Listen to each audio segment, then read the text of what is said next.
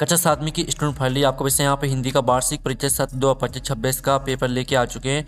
आप लोग बहुत सारे यहाँ पर कमेंट रहे थे कि हिंदी विषय का पेपर लाओ, तो फाइनली आपका पेपर आ चुका है। और साथ ही इस वीडियो में हम संपूर्ण उत्तर सहित आपका पेपर कंप्लीट करेंगे।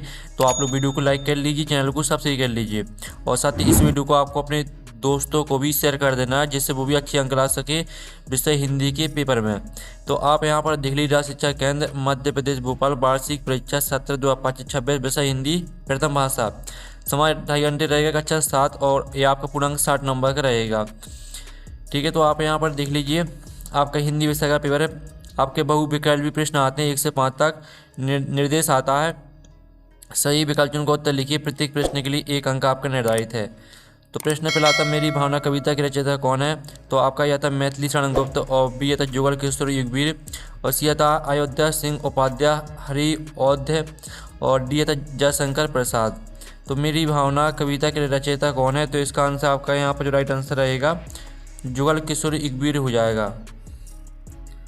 मैं आपका यहाँ पर दूसरा आता स्वावलंबन का अर्थ है। तो आपका आता आत्मनिर्भर होना, बात सहनशील होना, और सी था स्व अध्यायी होना, और डी था स्वाभिमानी होना। तो आपका यहाँ पर जो स्वावलंबन का अर्थ है वो होता है आपका क्या?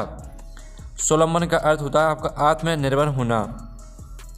फिर आपके यहाँ पर तीसरा देख लेते हैं, मृत्यु के बाद गंगा में अपनी अस्थियों का विसर्जन, ठीक है, विसर्जन करने के पीछे नेहरू जी की गंगा के क्या प्रति मान्यता थी? तो आपका यह था धार्मिक भावना, बी था लगाव, और सी था पुराने रीति रिवाज, और डी था मुक्ति की भावना। तो जो आपका दिया गया मृत्यु के बाद गंगा में अपनी अस्थियों का विसर्जन करने के पीछे नेहरू जी का गंगा के प्रति क्या मान्यता थी? तो इसका उत्तर आपके यहाँ पर रहेगा लगाव। फिर आपके यहाँ पर चौथा देख लेते हैं स्टूडेंट, आपका चौथा दिया गया छोटे जादूगर से लेखक जयशंकर प्रसाद की पहली मुलाकात कहाँ हुई? तो आप यहाँ पर देख लीजिए, इसका आपका यहाँ पर ये ऑप्शन आता है कार्निवाल के मैदान में, बी था गली के नुक्कड़ पर, और सी था बगीचे में, और डी था घर के पास। तो जो आपका प्रश्न चौथा दिया गया छोटे जादूगर से लेखक जयशंकर प्रसाद की पहली मुलाकात कहाँ हुई? तो इसका आंसर रहेगा कार्निवाल के मैदान में। फिर पाँचवा आता जिसमें दोनों पद प्रदान होते उसे कहते हैं। तो आपका यह था तत्पुरुष समास, बी था कर्मधारय समास, सी था द्वंद्व समास, और डी था द्विगु समास। तो जिसमें दोनों पद प्रदान होते हैं उसे हम यहाँ पर द्वंद्व समास कहते हैं। ठीक है, इस तरह से जो आपके सही विकल्प हैं वो कंप्लीट हो जाते हैं। जो बहुविकल्पीय प्रश्न दिए गए थे वो हमने कंप्लीट करा दिए 5 नंबर के। अब रिक्त स्थान आते 6 से 10 तक।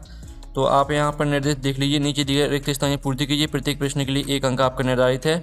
तो 6वां आता तुलसीदास ने संत को डॉट डॉट के समान कहा है। तो यहाँ पर तुलसीदास ने संत को, ठीक है, हंस के समान कहा है। तो यहाँ पर हंस आपका 6वें का उत्तर हो जाएगा। और 7वां आता डॉट डॉट योग का चतुर्थ अंग है। तो इसका आंसर का आपका यहाँ पर प्राणायाम, ठीक है, प्राणायाम योग का चतुर्थ अंग है। फिर आपका 8वां आता छत्रपति शिवाजी ने डॉट डॉट का मंत्र दिया। तो छत्रपति शिवाजी ने स्वराज्य का मंत्र दिया, ठीक है, स्वराज्य आपका यहाँ पर उत्तर हो जाएगा। फिर आपका 9वां आता लोकमान्य ने कारावास में डॉट डॉट वर्ष बिताए। तो यहाँ पर जो प्रश्न 9 दिया गया है, लोकमान्य ने कारावास में 6 वर्ष बिताए। फिर आपका 10वां था किसी कविता को पढ़ते या सुनते समय हमें आनंद की जो अनुभूति होती है साहित्य में उसे डॉट डॉट कहा जाता है। तो किसी कविता को पढ़ते या सुनते समय हमें आनंद की जो अनुभूति होती है साहित्य में उसे रस कहा जाता है। ठीक है, इस तरह से जो है आपके रिक्वेश्चन वो कंप्लीट हो जाते हैं। आपने अच्छी तरह से यहाँ पर याद कर लिए होंगे। अब चलिए हम यहाँ पर आपके अति लघुत्तरीय प्रश्न देख लेते हैं। तो अति लघुत्तरीय प्रश्न आता है 11 से 16 तक। तो 11वां आता है गोरैया की आँखों और परों की तुलना किससे की गई है? तो चलिए हम इनके उत्तर यहाँ पर देख लेते हैं। तो 11वें प्रश्न का उत्तर देख लीजिए, गोरैया की आँखों की तुलना नीलम के दानों से और परों की तुलना रेशम से की गई है। फिर 12वां आता मध्य प्रदेश के प्रमुख लोकगीतों के नाम लिखिए। तो मध्य प्रदेश के प्रमुख यहाँ पर लोकगीत आल्हा, फाग, गरबा, कर्मा और ठीक है देख लीजिए दरिया है। फिर आपका 30 आता दादी ने अनोखी घड़ी का क्या राज बताया?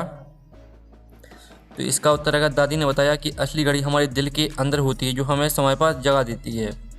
फिर आपका 14वां आता नाक को किस बात का प्रतीक माना जाता है? तो इसका उत्तर है नाक को मान सम्मान और इज्जत का प्रतीक माना जाता है। फिर आपका 15वां आता समास की परिभाषा लिखिए।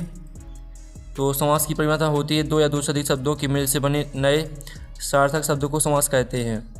फिर 16वां आता आँख और सूर्य शब्दों के 2 पर्यायवाची शब्द लिखना है आपको। तो आँख का नयन लोचन हो जाएगा, सूर्य का आपका रवि भास्कर हो जाएगा। चलिए आपके लघु 13 प्रश्न देख लेते हैं 17 से 22 तक। तो 17वां आता यशोदा कृष्ण का किस तरह श्रृंगार कर रही है। तो इसका उत्तर है माता यशोदा कृष्ण के शरीर पर ठीक है उपटन लगा रही है, उनकी आंखों में काजल लगाकर और माथे पर बिंदी लगाकर उनका सुंदर श्रृंगार कर रही है। 18वां आता अचानक तूफान आने पर भारतीय सैनिक अथाह जल में क्यों कूद पड़े। तो इसका उत्तर है भारतीय सैनिक अपने देश की रक्षा और जलपोत को डुबाने से बचाने के लिए अदम्य साहस दिखाते हुए अथाह जल में कूद पड़े। फिर आपको यहाँ पर देख लेते हैं 19वां लेनिन शांति पुरस्कार प्राप्त करते समय डॉक्टर रमन ने क्या कहा था। तो इसका उत्तर रहेगा डॉक्टर रमन ने कहा था कि विज्ञान का उपयोग युद्ध के विनाश के लिए नहीं बल्कि मानव कल्याण और शांति के लिए होना चाहिए। फिर आपका 20वां आता है अग्रसेन अग्रसेन जी के राज्य में लोकतांत्रिक शासन व्यवस्था कैसे बताई गई। तो महाराजा अग्रसेन ने एक नियम बनाया था कि उनके राज्य में बसने वाले प्रत्येक नए व्यक्ति को वहां का हर निवासी 1 ईंट और 1 रुपया देगा, जिससे समानता और सहयोग की भावना विकसित हुई। फिर आपके कई सहायता यमक अलंकार की परिभाषा उदाहरण से लिखिए। तो आप यहाँ पर देख लीजिए जहाँ एक ही शब्द की आवृत्ति 2 या 2 से अधिक बार हो और हर बार उसका अर्थ अलग हो, वहाँ यमक अलंकार होता है। साथ ही इसका उदाहरण हो जाएगा कनक कनक ते 100 गुनी मादकता अधिकाय। फिर आपका 22वां आता अपने प्रधान अध्यापक को 2 दिन की छुट्टी हेतु उचित कारण बताते हुए प्रार्थना पत्र लिखिए। तो प्रश्न 22 में आपको क्या करना है, प्रश्न 22 में आपको यहाँ पर प्रार्थना पत्र लिखना है 2 दिन के अवकाश के लिए। तो ये आपका यहाँ प्रार्थना पत्र दिया गया सेवा में श्रीमान प्रधान अध्यापक महोदय। आपको अपने विद्यालय का नाम डाल देना इस कोष्टक में, ठीक है। इस तरह से पूरा याद कर लेना है। अब चलिए दिए 3 प्रश्न देख लेते 23 से 26 तक। तो आपका 23वां आता कवि वृंद ने सज्जन पुरुष के स्वभाव की क्या विशेषता बताई है। तो 23वें प्रश्न को उत्तर देख लीजिए। कवि वृंद के अनुसार सज्जन पुरुष का स्वभाव बहुत ही धैर्यवान और परोपकारी होता है। उनकी प्रमुख विशेषता निम्नलिखित है। अटल स्वभाव, इस हेडिंग को पूरा याद कर लेना। क्षमाशीलता, इसको पूरा याद कर लेना। और परोपकारी, इसको पूरा याद कर लेना। फिर आपका 24वां आता सुभाष चंद्र बोस के अनुसार अपने आपको बंदी जीवन के अनुकूल बनाने के लिए स्वयं में क्या क्या परिवर्तन लाने पड़ते हैं। तो आप यहाँ पर देख लीजिए, ये आपका यहाँ पर रहने वाला 24वें प्रश्न का उत्तर। सुभाष चंद्र बोस का मानना था कि जेल का जीवन सामान्य जीवन से बहुत अलग और कठिन होता है। इसके अनुकूल बनने के लिए व्यक्ति को स्वयं में निम्नलिखित बदलाव लाने होते हैं, ठीक है। मानसिक दृढ़ता, सुखों का त्याग, अनुशासन और सात्विक विचार। इनका स्क्रीनशॉट ले लीजिए। फिर आपके यहाँ पर देख लेते हैं 25वां प्रश्न, जो कि आपका दिया गया निम्नलिखित गद्यांश को पढ़कर उसके नीचे दिए गए प्रश्न को उत्तर लिखना है आपको, ठीक है।